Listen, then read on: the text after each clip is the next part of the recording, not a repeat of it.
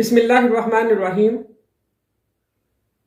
मोअज़्ज़ज़ मोहतरम मोहतशम नाज़रीन सामीन, अस्सलामु अलैकुम वरहमतुल्लाहि वबरकातुहू।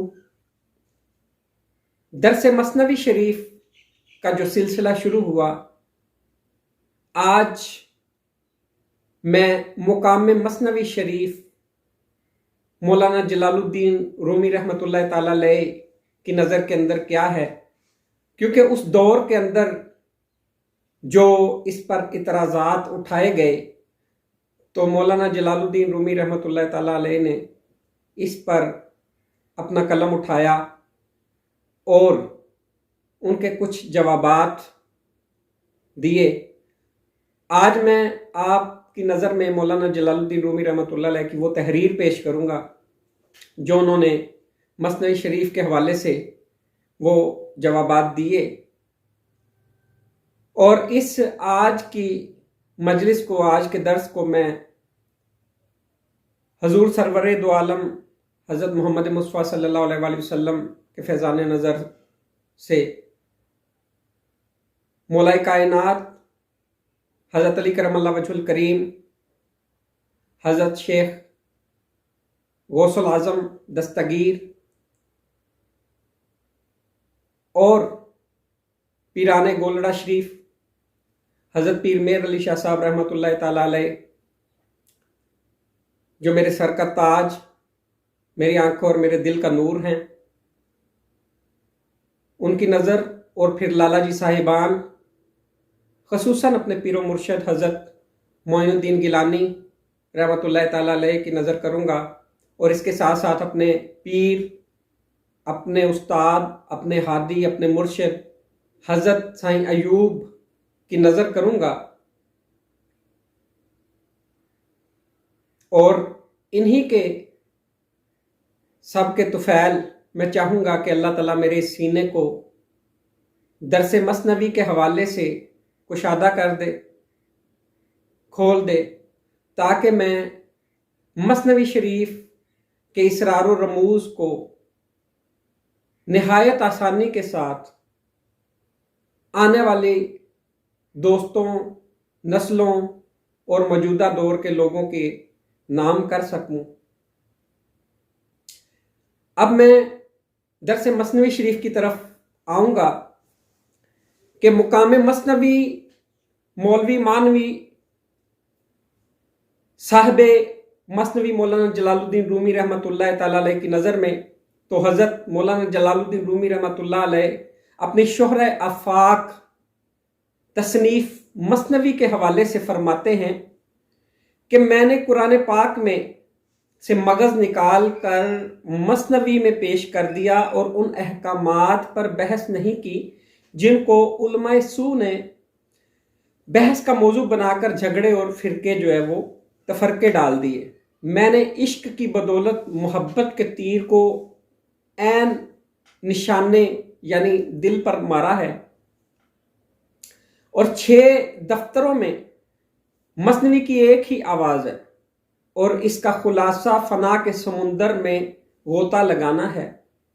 मसनवी को पढ़ने वाला इंसान अगर फ़क्र के कमाल को ना भी पहुँचे, फिर भी शैतान के हथकंडों से महफूज हो जाएगा।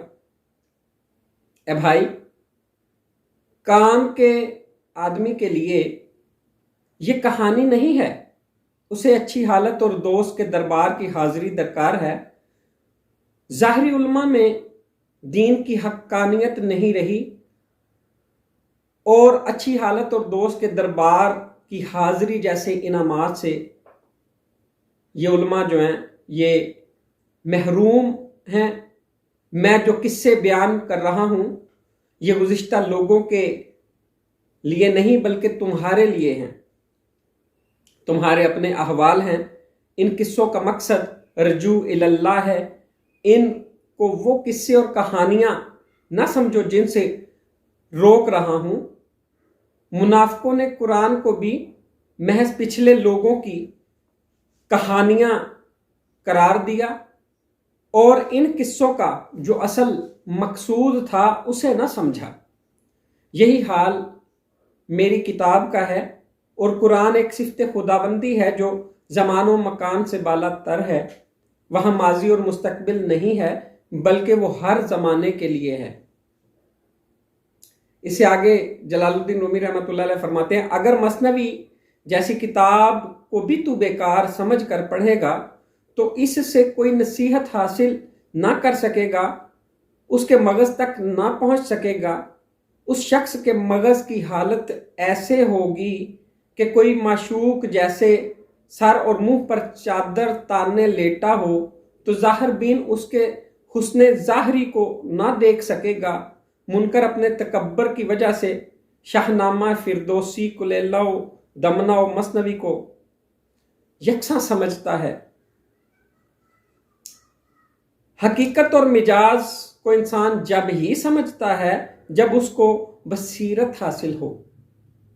محض جی بہلانے کے لیے قرآن کی تلاوت کرنا بھی اپنے آپ کو قرآنی حقائق سے محروم رکھنا ہے۔ محض وقت کاٹنے کے لیے تو قرآن اور افسانہ یکساں کام کرتا ہے۔ جو اس مثنوی کو افسانہ سمجھے وہ خود افسانہ اور محمل ہے۔ ایک چیز دو شخصوں کے اعتبار سے جداگانہ حکم رکھتی ہے۔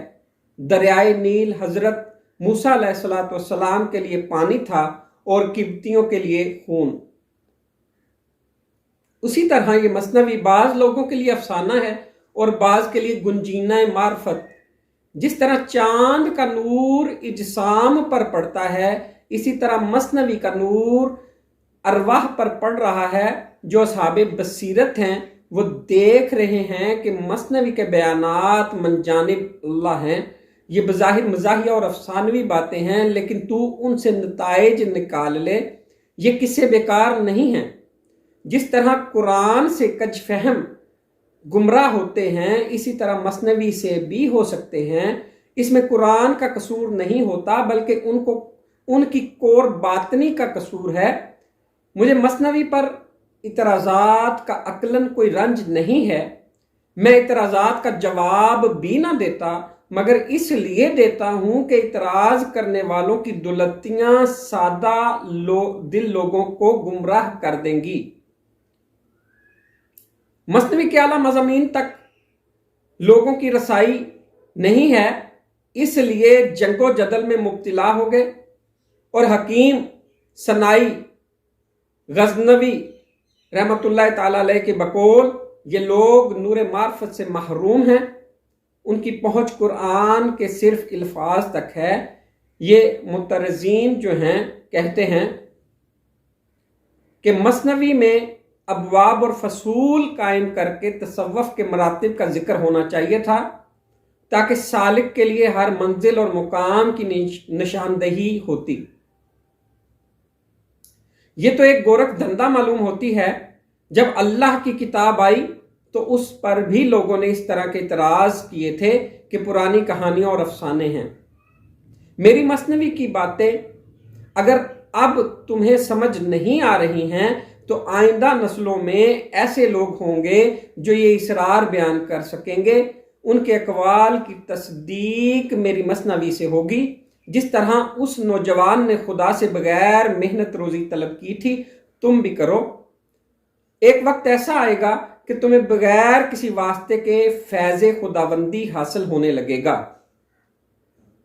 مثنوی کے مضامین کلمات اللہ ہیں، اور ان کے بارے میں قرآن میں یہی کہا گیا ہے، جب تک یہ دنیا قائم ہے اور زمین ہے اس سے اینٹیں تھپتی رہیں گی، اس وقت تک مثنوی کے اشعار بھی دستیاب رہیں گے۔ جب یہ روئے زمین ختم ہو جائے گی اور قیامت کے دن کی ہوائیں اس کو تہ و بالا کر دیں گی تو مثنوی یعنی کلمات اللہ کا سمندر جوش مارے گا اور عالم آخرت میں ایک زمین اپنے لیے بنا لے گا۔ چونکہ کلمات اللہ لامحدود ہیں، لہٰذا مثنوی کی باتیں بھی لامحدود ہیں، ان کو بیان کیے جاؤ، کوئی تنگی نہیں آئے گی۔ میرے پاس جو مضامین تھے میں نے اپنے پیر بھائیوں تک پہنچا دیے۔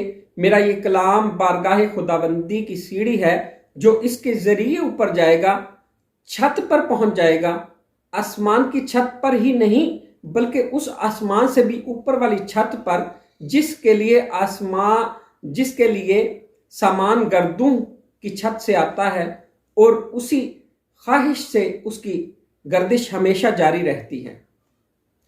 जिस तरह सितारों से हर शख्स रहनुमाई हासिल नहीं कर सकता, इस तरह मसनवी से भी हर शख्स मुस्तफीद नहीं हो सकता। लेकिन अगर मसनवी से शुगल रखोगे तो शैतान से जरूर निजात हासिल कर लोगे। मसनवी की बातें शहाब साकिब सितारों की तरह हैं जो शयातीन पर बरसते हैं, सितारों के बुर्ज बिच्छू की तरह काम करते हैं और शैतानों को डंग मारते हैं। मसनवी का सूरज तलू कर आया है जिसकी रोशनी फैल गई है, लेकिन मुनकर को ये भी नागवार है। अदावत की वजह से दुश्मन शहद और दूध को भी जहर समझता है। ये शहद और जहर होना मसनवी ही की खसूसियत नहीं बल्कि हर अच्छी चीज़ का यही हाल है। हज़रत उमर फारूक रज़ी अल्लाह ताला अन्हो के लिए उनके फारूकी तरियाक की वजह से मुखालफीन का जहर कुंद बन गया था, इसलिए उनके लिए वो जहर मुजिर न रहा। वही तिरियाके फारूकी अगर तू हासिल कर ले तो तू भी अपने ज़माने का फारूक बन जाएगा। मसनवी सिर्फ तौहीद की दुकान है। तौहीद के मज़ामीन के अलावा जो कुछ मज़कूर है वो बुत है। अवाम जब गैर तौहीदी मज़ामीन सुनते हैं तो मुतवज्जा हो जाते हैं, साथ ही साथ तौहीदी मज़ामीन भी सुनने का उनको मौका मिल जाता है। याद रखो, निगाह हमेशा बातिन पर रखो। अगर ऐसा करोगे तो शाह हो वरना गुमराह हो। अल्फाज को जिस्म और उसके मायने को रूह समझो। जिस्मानी आंख सिर्फ जिस्म को देखती है, लेकिन रूहानी आंख की नज़र रूह पर ही पड़ती है। यही हाल मसनवी का है। जो इसकी कहानियों की तरफ देखेगा तो सिर्फ लफ्ज़ों को देखेगा और बदअकीदा हो जाएगा, और जो हकायतों के मकासिद पर गौर करेगा वो उनसे खूब फ़ायदा उठाएगा। मोअज़्ज़िज़ नाज़रीन, ये वो उन एतराज़ात के जवाबात थे जो उस दौर के अंदर मसनवी शरीफ पर एतराज़ात उठाए गए, और मौलाना जलालुद्दीन रूमी रहमतुल्लाह ताला अलैह ने बहुत खूबसूरत अल्फाज के अंदर उनकी तरदीद करके उस शाकाने मुस्तफ़ा सल्लल्लाहु अलैहि वसल्लम और तौहीद के परस्तारों की खूब जो है वो रहनुमाई फरमाई है। उम्मीद है आपको आज का ये नुक्ता बहुत पसंद आया होगा। इसके साथ मैं इजाज़त चाहूँगा। अस्सलामु अलैकुम वरहमतुल्लाहि वबरकातुहू।